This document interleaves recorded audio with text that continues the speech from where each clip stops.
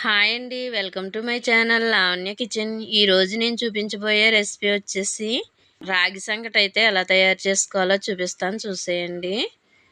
అలాగే ఇందులోకి వచ్చేసి రాగి సంగటిలోకి మేక మాంసం కూర అయితే చాలా బాగుంటుందండి. టేస్ట్ అయితేని మీరు కూడా తప్పకుండా ట్రై చేసి చూసి ఎలా వచ్చిందో నాకైతే కామెంట్లో చెప్పండి.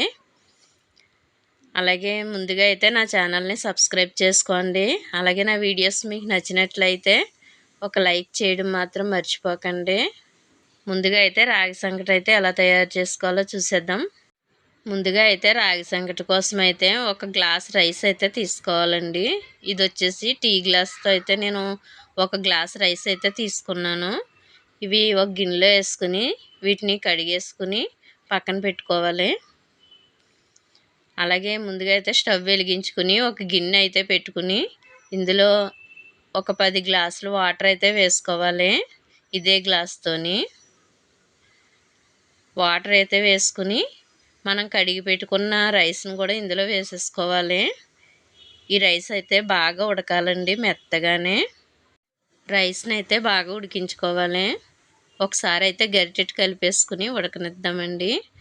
ఇప్పుడు వచ్చేసి అదే గ్లాస్తో 2 గ్లాసులు రాగి పిండిని అయితే తీసుకోవాలి. ఒక గిన్నెలో అయితే వేసుకుని వాటర్ అయితే వేసుకుని కలుపుకుంటే ఉండలు కట్టకుండా ఉంటుందండి. రైస్ ఉడికిన తర్వాత అయితే అందులో వేసేసుకోవచ్చు. కొంచెం మంది అయితే అలా వేసేసుకుంటారు, కానీ కొంచెం మందికి రాదు కదండి, ఉండలు కట్టేస్తుంది. అందుకోసం ఇలా గిన్నెలో అయితే వేసుకుని కొంచెం వాటర్ వేసుకుని ఇలా కలుపుకోవాలి. కలుపుకొని అయితే ఇది పక్కన పెట్టుకోవాలి.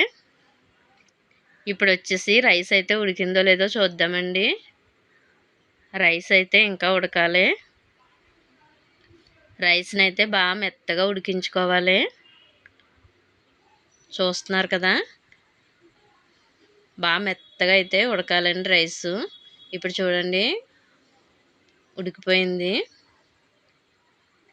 ఇలా ఉడికిన తర్వాత అయితే ఇందులో కొంచెం మన టేస్ట్కి సరిపడా సాల్ట్ అయితే వేసుకోవాలి. నేను ఇక్కడ వచ్చేసి 2 స్పూన్లు సాల్ట్ అయితే వేసాను. సాల్ట్ వేసుకున్న తర్వాత కలిపేసుకుని ఇంక ఉడికిపోయిందండి రైస్ అయితేని బాగా మెత్తగానే. ఇప్పుడు వచ్చేసి మనం కలిపి పెట్టుకున్న పిండిని అయితే రాగి పిండిని అయితే ఇందులో వేసేసుకోవాలి. వేసేసుకుని మనం ఈజీగా కలిపేసుకోవచ్చండి. ఇప్పుడైతే ఉండ కట్టదు, ఇలా కలిపేసుకోవడమే. చాలా ఈజీగా కూడా చేసేసుకోవచ్చు రాగి పిండితో రాగి సంగటి. చూసారు కదా, నాకు ఒక చేతిలో అయితే కెమెరా ఉందండి.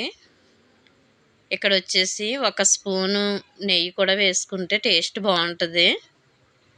ఇలా వేసుకున్న తర్వాత అయితే ఇలా బాగా కలపాలండి. ఇలా కలుపుతూ అయితే ఉండాలి స్టవ్ పైన పెట్టుకుని.